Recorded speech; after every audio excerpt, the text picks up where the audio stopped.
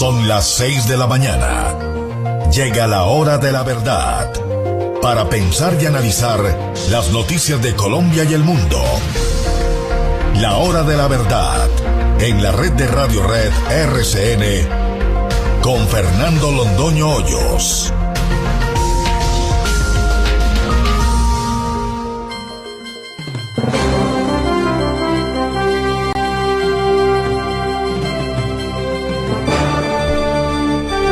Muy buenos días, son las 6 de la mañana de este viernes 11 de noviembre de 2016. Hoy es el Día Especial de Cartagena, la Declaración de Independencia del 11 de noviembre, que tuvo lugar en Cartagena, 11 de noviembre de 1811, cuando la gente todavía seguía gritando «Viva el rey, abajo el mal gobierno». Cartagena declara su independencia de la madre patria. Lamentable empate de Colombia en Barranquilla. Da pena. Peckerman dice que siguen jugando muy bien. A nosotros nos parece que la selección juega deplorablemente. Un equipo jugando en su casa, que en todo un tiempo, el segundo, no llega una sola vez, bueno, llegó una vez con un tirito, porque fue un tirito de James Rodríguez a la portería adversaria. No puede decir que sea un equipo de fútbol, y mucho menos temible, y mucho menos jugando en su casa. Lo de Colombia ayer fue lamentable. 0-0. Eso es lo que se merece. Y queda por averiguar si es verdad o no es verdad que le quitaron la luz y el aire acondicionado o el aire acondicionado al equipo de Chile en la mitad del partido, porque eso sería la cosa pues más grotesca y más agresiva y de peor gusto que uno pueda imaginar. Colombia no ha dicho si a ellos también les quitaron el aire acondicionado o si el aire acondicionado se fue solamente para el equipo de Chile. En todo caso, Colombia 0-0 fútbol. Entraron a Falcao, se tuvo que venir a buscar el balón a la mitad de la cancha, porque Colombia no tenía por dónde atacar, ni con quién atacar, ni qué hacer, nada. Y en esto pasa un partido y otro partido y otro partido. Ganamos el partido en Asunción, Paraguay, de casualidad. Un equipo que no atacó tampoco, porque no ataca en ninguna parte. Y entonces vienen pues las quejas, pero seguimos sumando, dice Peckerman. Seguimos sumando. La buena suerte nos ha acompañado hasta ahora, pero fútbol, lo que se llama fútbol, 0. La verdad sobre el hacker. Ustedes tendrán que recordar, amigos queridos, que lo del hacker desestabilizó la campaña de Oscar Iván Zuluaga, lo desestabilizó a él, a su familia, a su gente. Fue un escándalo monumental. Todos supimos desde un comienzo que ahí no había nada, porque no podía haber nada. La acusación era que este hacker había sido contratado por el Centro Democrático para penetrar en las conversaciones de La Habana y para desequilibrarlas y desprestigiarlas, como si eso necesitara ser desprestigiado, y como si fuera menester para ese efecto penetrar en los correos y en las conversaciones de esos bandidos. Eso era un montaje, y el montaje ha sido ridículo y grotesco, pero ahora aparece nada menos que el director del CTI y cuenta la verdad. Una verdad escalofriante que nos hace decir en qué manos está la inteligencia en Colombia. Es que es el mismo sujeto que le hizo la encerrona al almirante Arangovachi y que lo tuvo en la cárcel. Y entonces ahora se comprueba que hizo lo que hizo con el hacker y se queda ahí.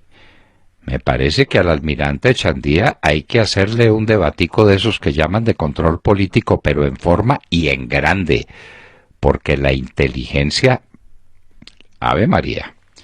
Mientras tanto, a los de las FARC no le hacen la inteligencia, porque inteligencia militar tiene la prohibición de saber qué es lo que está pasando con las FARC. Mientras tanto se sabe, y lo saben en Inglaterra, que se están armando estruendosamente, perdóneseme la palabra, pero estruendosamente, porque todo el mundo lo sabe y sabe qué armas tienen y qué capacidad de fuego tienen para intimidar a un gobierno débil entregado o unido a ellos, lo que es bastante peor. Pero el presidente escucha, el presidente escucha. El país tiene muchas cosas en venta. ¿Cómo le parece Café Salud, que parece que se lo van a vender a Sanitas? ¿Cómo le parece la EB, que la va a vender el 20% de las acciones del distrito para poder actualizar a Bogotá en vías? Los 20 años de atraso en vías. Y entonces, ¿y ese atraso en vías de dónde viene? ¿Qué pasó con el alcalde Garzón? ¿Qué pasó con los alcaldes del Centro Democrático? ¿Qué pasó con, del Polo Democrático? Discúlpeme el lapsus. ¿Qué pasó con Samuel Moreno entonces? ¿Y qué pasó con la señora Clara López? Pues que a duras penas pudo mantener eso con vida artificial. ¿Y luego qué pasó con Gustavo Petro? Tanta Bogotá humana, ¿eso en qué quedó? Atraso de 20 años, hay que vender la EB. ¿Y la venta de Isagen? Esa es la otra ventica que nos tenemos que empezar por preguntar a quién se le hizo. ¿Por qué una joya tan preciada como Isagen no tuvo sino un postor? ¿Y quién es el postor? Ah, un fondo canadiense. No me diga. ¿Qué respuesta? Eso es decir lo mismo que nada. ¿Quiénes son los inversionistas de ese fondo canadiense? ¿De dónde viene ese dinero? Porque hay quien dice, por ejemplo, y cualquier hipótesis es válida mientras no se demuestre lo contrario, que ahí está la plata y la larga mano de Tony Blair, que estuvo aquí en Planeación Nacional, metido hasta los tuétanos en todos los documentos secretos del gobierno, averiguando qué negocios había interesantes para hacer en Colombia. A propósito de negocios interesantes, los dos directivos más importantes de Fenosa de España vienen a Colombia a hablar con el gobierno.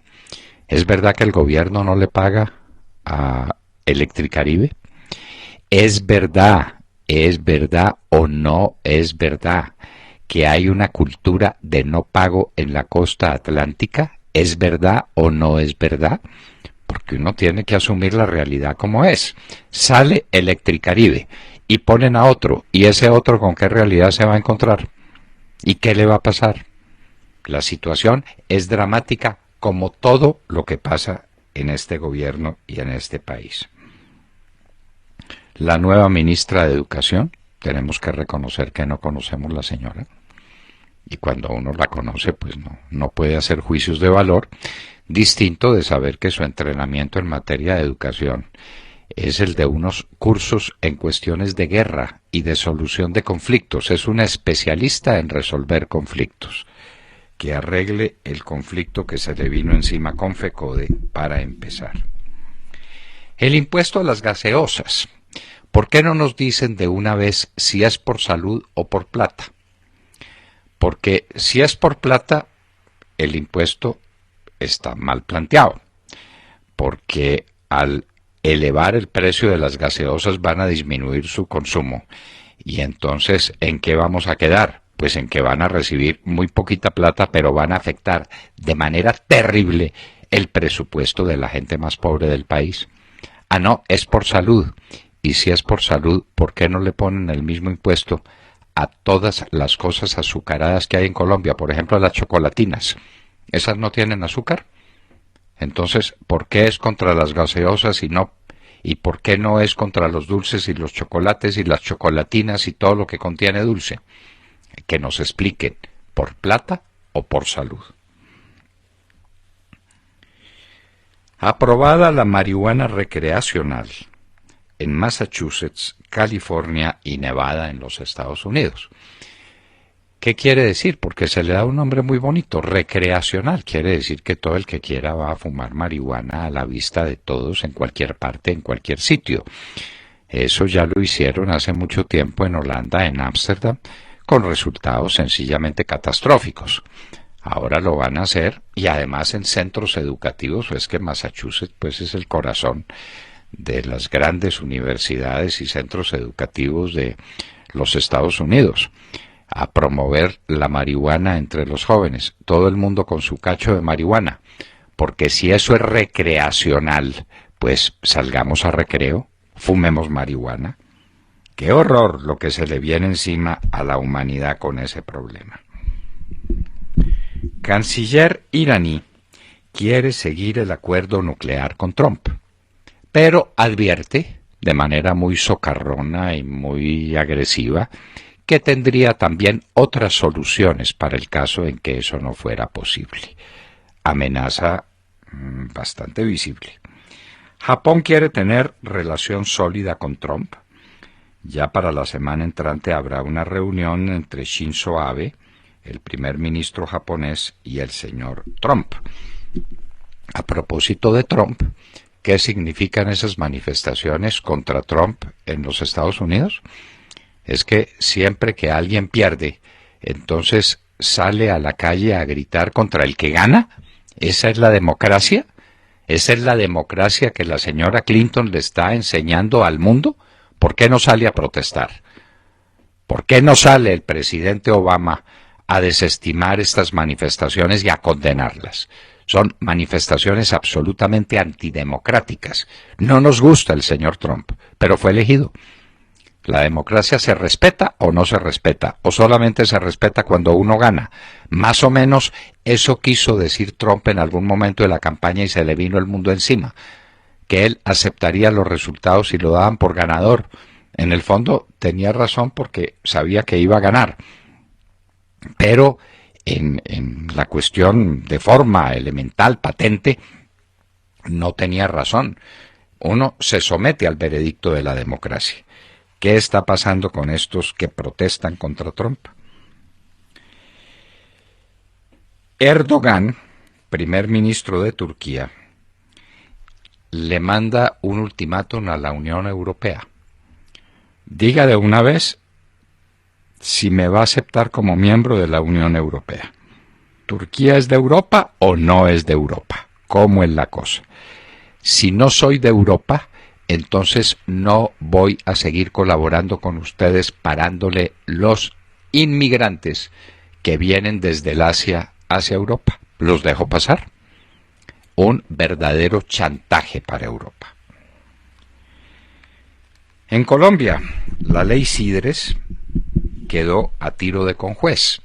Esa es una de esas zonas de reserva y de agricultura nuevas que se van a hacer para que la gente siembre mejor y para que produzca más. De eso estamos llenos.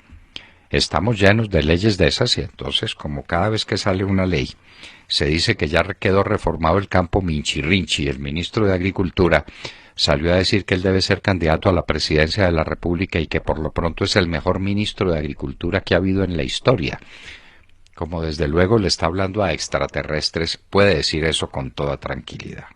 La ley Sidres queda a tiro de conjuez, de un gran conjuez además, del doctor Germán Quintero Andrade, un gran jurista, una persona de plena confianza.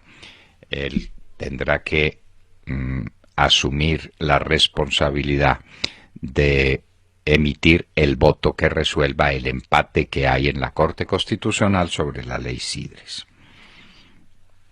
Dice el senador Ramos Maya, y nos parece que con toda razón, que esas alocuciones del presidente cuando él dice que escucha, y cuando escucha no escucha sino que habla, es la cosa más rara del mundo, alguien que escuche por la boca, dice que eso no es una locución presidencial, que eso es pura propaganda política, que el señor lo que está haciendo es convirtiendo la televisión en su tribuna de opinión política. ¿Tiene razón? Claro que la tiene. ¿Que le van a dar la razón en la autoridad de televisión? Pues que se olvide el senador Ramos Maya. Él sabe que está dejando una constancia para la historia que nadie le pondrá atención. Pero tiene razón, tiene razón. Lo que está diciendo es absolutamente cierto. Esas alocuciones del presidente no tienen ni la dignidad, ni la magnitud, ni la significación que han tenido tradicionalmente las alocuciones de los presidentes de la República. Un permanente abuso contra el televidente obligado a oír esas cosas que escuchen. Mala propaganda política. El Dorado en crisis, el Dorado del aeropuerto de Bogotá en crisis, pero tranquilos que ya tenemos la solución. El encargado de las operaciones en el Dorado, que dice pues que esto es el desastre, que esas pistas no están funcionando, que la neblina acabó con los itinerarios, nos da una magnífica solución, de manera que tranquilo. La solución es no viajar, de manera que no viaje usted. Y así no congestiona el aeropuerto del Dorado. Si no hay pasajeros, no hay aviones. Si no hay aviones, no hay problema porque no se retrasan. Eso es muy al estilo pues de los colombianos. Alguien anotaba que parecido a la solución que se le dio al robo de celulares, que entonces si usted no quiere que le roben los celulares, no los saque a la calle. Una buena solución también. El ministro de Hacienda le hizo una observación al Congreso, que en últimas el Congreso se merece, por abyecto y por servil. Le dice, ustedes tienen la responsabilidad, si no aprueban la reforma tributaria, de la pérdida de grado de inversión de Colombia. Eso le vale a Colombia 4 billones de pesos. Y agrega, al mejor estilo Santos, la cantidad de hospitales, de colegios, de centros de salud, de cosas maravillosas, de carreteras, de caminos, de casas nuevas que se podrían construir y hacer con esos 4 billones de pesos. De manera, congresistas, ustedes que vivieron arrimados a la mermelada, ahora tienen la responsabilidad de todo el desastre económico de este país. Nadie se robó la bonanza petrolera. Nadie dobló el endeudamiento externo de Colombia en 6 años. Nadie. Nadie nos llevó a una inflación desatada. Nadie arruinó la confianza del consumidor. Nadie tiene la cartera bancaria en mal estado. No, los responsables son ustedes, congresistas. Ustedes, si no aprueban la reforma fiscal del ministro Cárdenas y del presidente Santos. Todavía buscan a quienes votaron por Trump y a quienes votaron en el Brexit en la Gran Bretaña y ordenaron la salida de la Gran Bretaña de la Unión Europea, y a quienes votamos aquí por el no en el plebiscito. No nos encuentran, no se explican de dónde salió tanto votante. Cuando definitivamente uno no quiere ver, no ve ni siquiera al elefante cuando se le mete dentro de la casa. Eso está parecido a aquellas jornadas. Recuerden ustedes al señor cardenal, que era un gran cardenal en la época del proceso 8000, Monseñor Rubiano, cuando le preguntaron, y dijo, pues, es como si a uno se le mete un elefante entre la casa y no lo ve. Cuando Samper decía que él no había visto y no sabía quién le hubiera podido meter recursos a su campaña en el último tiempo, porque él no los vio. Pues lo mismo está pasando con los votantes aquí, que nadie sabe dónde están los votantes. No han entendido que hay una revolución en el mundo. No es un chiste, ni es un nuevo esquema democrático, es una revolución total en el mundo. Las clases medias, la gente del común, el ciudadano, está manejando su propio destino. Y el colmo en Bogotá y el colmo de la seguridad que tenemos, alcalde Peñalosa. Asaltan una de las iglesias más conocidas en el norte de Bogotá, la Inmaculada Concepción. Había 17 señoras orando, se les robaron todo lo que tenían. 5 hombres armados, una mujer armada, se les robaron todo. La iglesia queda a 1 cuadra de un CAI. Salud, bogotanos, estamos viviendo el mejor momento de la seguridad en la ciudad. El señor comandante de la policía y el alcalde se seguirán luciendo con las cifras. Pero tengan cuidado, si van a rezar, por favor, ni lleven cartera, ni lleven anillos, ni lleven teléfonos celulares. Se los roban mientras rezan. Y en Hoy en la Historia recordaremos la noche de los cristales rotos, el momento en que empieza la gran persecución contra los judíos en Alemania, exactamente en un tiempo como el de ahora, entre el 9 y el 10 de noviembre del año de 1938. De todo esto y de mucho más hablaremos con ustedes en las próximas horas en la Hora de la Verdad. Muy buenos días a todos. Así es, con este café tan rico y esta música tan maravillosa, hablemos del panorama actual que, bueno, no pinta muy bien. Hablemos qué les parece de las manifestaciones contra el nuevo presidente electo de los Estados Unidos, Donald Trump, que tienen un parecido bastante asombroso con las marchas de protesta, ¿no?, que aquí vivimos tras el triunfo del no en el plebiscito. Eso, en otras palabras, se llama pataleta de malos perdedores y no solo no queda bien, sino que es un atentado contra la democracia. Y lo digo yo, quien, como saben, hago parte de ese grupo de perdedores, no de los que protestan, por supuesto, pero que no apoyo en absoluto ese tipo de manifestaciones y protestas. En Estados Unidos, con la consigna "No es mi presidente", miles de estadounidenses marcharon contra Donald Trump en ciudades como Nueva York, Chicago, Filadelfia, Los Ángeles, Seattle y Portland. Y en muchas ciudades se registraron fuertes incidentes. En Nueva York, concretamente, insultaban a Trump, y en Oakland, California, los manifestantes formaron barricadas a las que prendieron fuego, produciéndose choques con la policía. Estas manifestaciones, la verdad es que no son muy diferentes de las protestas en Colombia, ¿no?, tras el resultado del plebiscito, donde se realizaron marchas en diferentes ciudades del país pidiendo un acuerdo inmediato e irrespetando el resultado electoral. Hasta la Plaza de Bolívar, recordarán, se instaló el llamado Campamento de la Paz, por donde pasó el presidente Juan Manuel Santos, el nuevo Premio Nobel de Paz, a saludar y a sacarse fotos. No les dijo, hombre, váyanse a su casa, hay que respetar el resultado. No, al contrario, se sacó fotografías. En definitiva, un concierto de malos perdedores y pésimos demócratas que no solo no aceptan el resultado electoral, sino que irrespetan el sistema democrático descaradamente. Pregunto, ¿qué hay detrás de estas manifestaciones en ambos países? ¿Una sociedad polarizada o una democracia enferma? ¿No les parece que Hillary Clinton está en mora de salir y apaciguar a las masas, y ni decir del presidente Juan Manuel Santos, que en lugar de apaciguar visitó el llamado Campamento de la Paz en la Plaza de Bolívar y posó sonriente con los que allí estaban? ¿Es esa una actitud democrática y tolerante propia de un premio Nobel de paz? En la vida yo creo que hay que saber ganar, pero también, por supuesto, hay que saber perder, ¿no les parece? Montserrat, usted ha hecho una presentación impecable de uno de los fenómenos más azarosos de nuestro tiempo. Ya no se acepta la democracia. Y aquí no se le olvide el papel que tuvieron los rectores de ciertas universidades después de perder, porque ellos perdieron. Ellos lanzaron a sus alumnos a votar por el sí. Perdieron, sí, y los lanzaron a marchar en protesta porque habían perdido. Es decir, en negación absoluta del principio democrático. La democracia es así, y el que gana, gana, y el que pierde respeta al que gana. Y si no es así, pues no hay democracia. El presidente Santos no es un demócrata.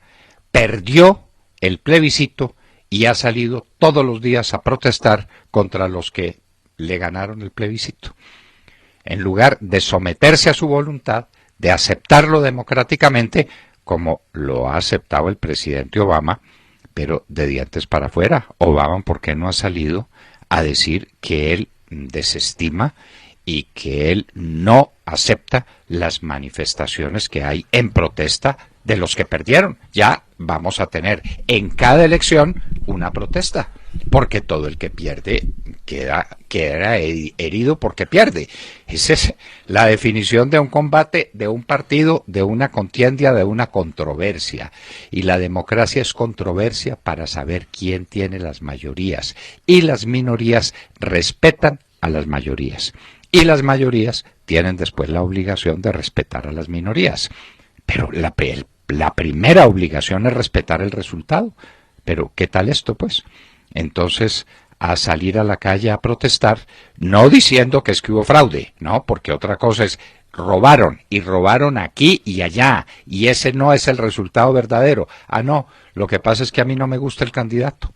Ah, no, sí, pero... lo que pasa es que a mí no me gusta el no. Bueno, sí, pues no le gusta, pero ganó el no. Acepta el no. Sí. Ese es el juego, ¿no? Sí. Ese es el juego de la democracia. Sí. Ese es el juego. Y entonces no me gusta Trump. Pues no me gusta el Trump. ¿A cuántos no nos gusta Trump? Sí, sin que nos gustara tampoco Hillary Clinton. Pero es el presidente electo. Y como presidente electo hay que respetarlo. Eso fue lo que dijo la propia señora Hillary Clinton cuando se dirigió al país al día siguiente de su derrota, que no lo hizo esa misma noche.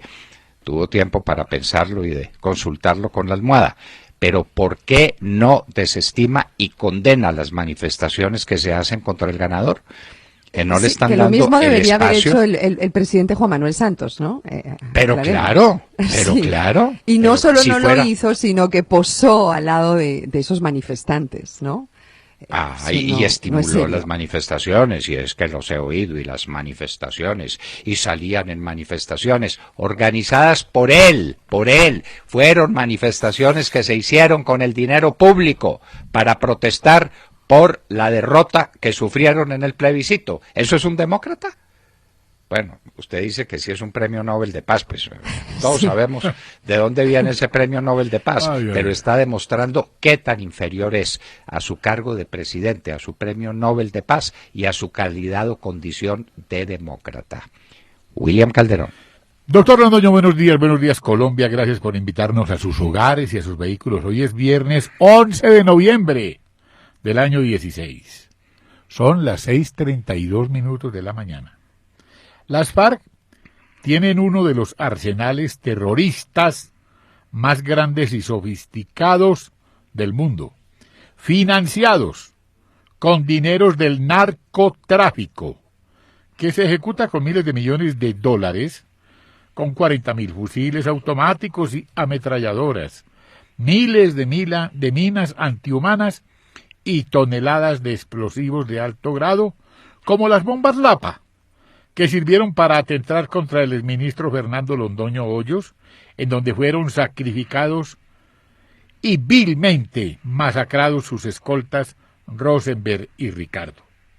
Los ahora reformadores de la Constitución pudieron haber adquirido un nuevo lote de armas rusas.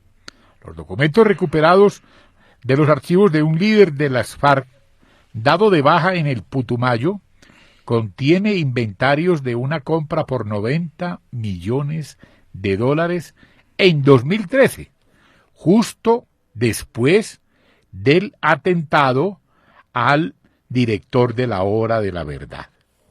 Los camaradas del presidente Juanpa se siguen armando mientras negocian el país y nuestra Carta Magna. Esta información la publica el diario británico The Telegraph durante la visita del presidente bolivariano de Colombia a Londres, donde se hacen reveladoras declaraciones sobre el fortalecimiento de los criminales de las FARC durante las negociaciones del gobierno Santos. Doctor Londoño, ¿y dónde está la inteligencia militar? ¿Dónde está? Silenciada. Bueno. Es la única inteligencia del mundo a la que silencian, porque todas las inteligencias obran en silencio, pero es que esta no obra. Y no obra por expresa prohibición que tiene de obrar en lo que debe hacer. La inteligencia militar no es respetada por el mando militar. Y por eso la inteligencia militar no sabe que las FARC se están armando hasta los dientes, pero sí lo sabe el diario The Telegraph en la Gran Bretaña. Y saca la lista de los armamentos que compró en el año 2013. No ha caído la lista de lo que compró en el 2014, en el 2015 y de lo que está comprando en este año. Menuda. $90 millones son menuda para las FARC. Menudita. Menuda. ¿Cómo está el dólar? ¿Cómo está, como usted nos decía ayer, cuánto está costando un gramo de cocaína? Miles de millones de dólares reciben las FARC al año. 90 millones de dólares son menuda para esos sinvergüenzas. Y se están armando hasta los dientes. Y entonces el almirante Echandía no se da cuenta de esas cosas. No, es que no le interesa. A él no le interesa sino el tema del hacker y el tema de quién fue su colega y compañero de lucha, el almirante Arango Bachi. Sí. Entonces esas cosas sí le interesan al almirante Echandía. Sí. Y eso lo decimos a plena conciencia de los riesgos que corremos. Obvio. Porque es que esos servicios de inteligencia que obran así son siniestros. Siniestros. Claro. Sépanlo pues, sépanlo.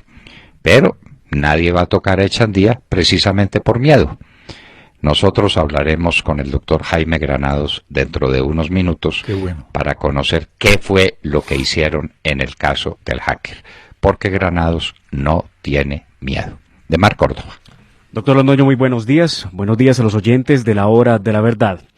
Ayer, en la víspera del debate para darle trámite al ascenso de 39 oficiales de las Fuerzas Armadas en la Comisión Segunda del Senado de la República, se conoció que la ONG Human Rights Watch presentó una objeción a 5 oficiales, porque según la organización estarían inmersos en casos de falsos positivos.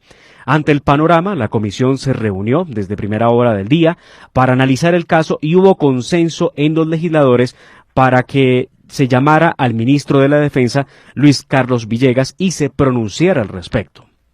En la sesión, los senadores Luis Fernando Velasco, Jimmy Chamorro, Paola Alguín y Tania Vega de Plazas le exigieron al ministro asumir la responsabilidad del ascenso de los oficiales.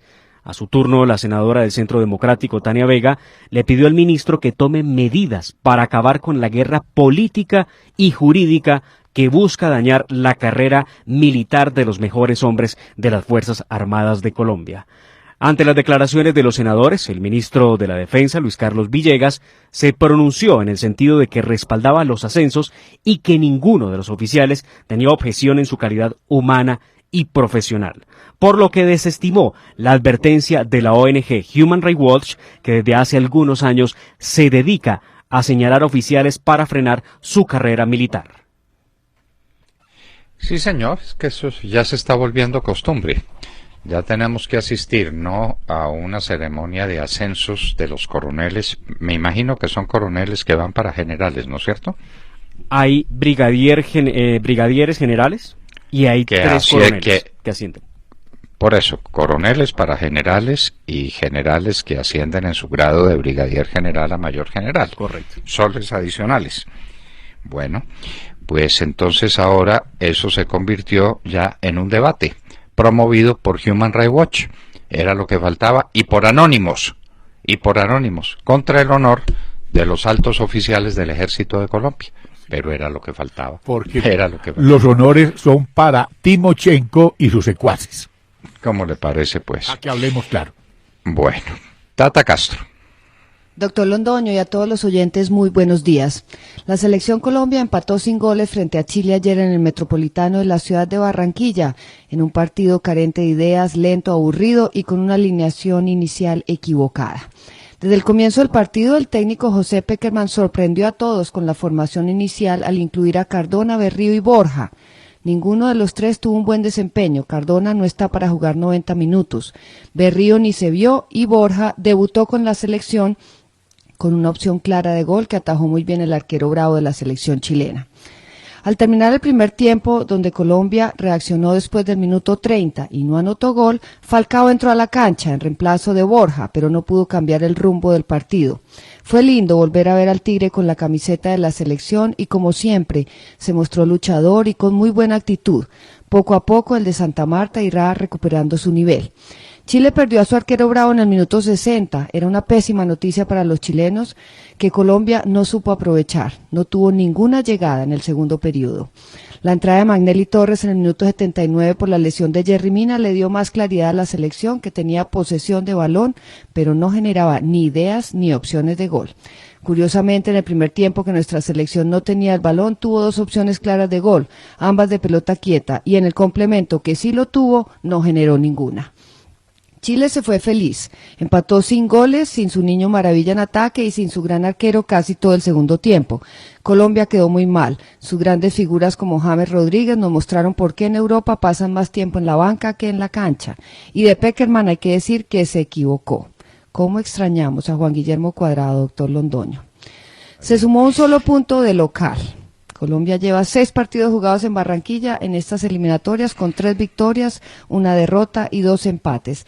¿Realmente jugar en el calor infernal de esta ciudad ha ayudado a Colombia? Y el estado de la cancha, siguen quejándose los jugadores. Ahora se viene Argentina el próximo martes. La selección de Messi fue goleada ayer por Brasil en Belo Horizonte en un gran partido de la verde amarela. 3-0 vencieron a los argentinos que llevan 4 partidos sin conocer el triunfo. A pesar del pésimo partido en Barranquilla, los otros resultados favorecieron a Colombia, subió al tercer lugar. En Montevideo, Uruguay venció 2-1 a Ecuador. En Asunción, Paraguay perdió en su casa 4-1 frente a Perú. Venezuela goleó 5-0 a Bolivia en Maturín.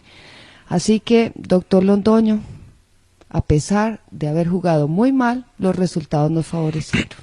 Y seguimos sumando, pero no jugando Y seguimos fútbol, sumando. pero sin jugar fútbol. Es Sí, inaudito una selección que no llega al arco contrario. Lo hemos dicho en cuántos partidos. ¿En cuántos partidos en los que inclusive se gana? O pues otro empate o lo que quiera. No llegamos a la portería. Dígame, ¿cuántas veces le llegó el balón al área a Falcao? ¿Cuántas Ninguna. veces? Ah, bueno, ninguna. Es que, ninguna. O sea, como ya usted lo dijo, dijo tenía que ir atrás a recuperar el balón. Se tuvo que ir a la mitad, venir a la mitad de la cancha a buscar un balón, porque Colombia no tiene aleros, Colombia no llega por ninguna parte, se meten todos por el centro a ver qué logran hacer y pues no logran hacer nada. Chile se plantó con 5 hombres y de pronto metía el sexto y no se movían, porque las alas no existen, porque no hay sorpresa, porque no hay capacidad de desborde por ninguna parte, nada, 0, 0, 0. Calificación de Colombia, 0. ¿Es complicado decirlo? No, pues nosotros decimos lo que nos parece. Y como nos parece eso, pues lo decimos. Colombia se está haciendo ilusiones con una selección que no va para ninguna parte y Pekerman la pone a jugar muy mal, pero muy mal. Y en un minuto estaremos con el doctor Jaime Granados, abogado muy distinguido en el caso del Centro Democrático y de Oscar Iván Zuluaga, en el caso del famoso hacker.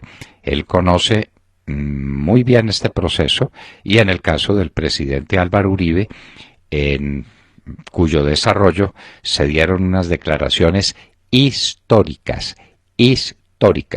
del doctor Julián Quintana, ex director del CTI de la Fiscalía General de la Nación. En un minuto el doctor Jaime Granados estará con nosotros en la Hora de la Verdad.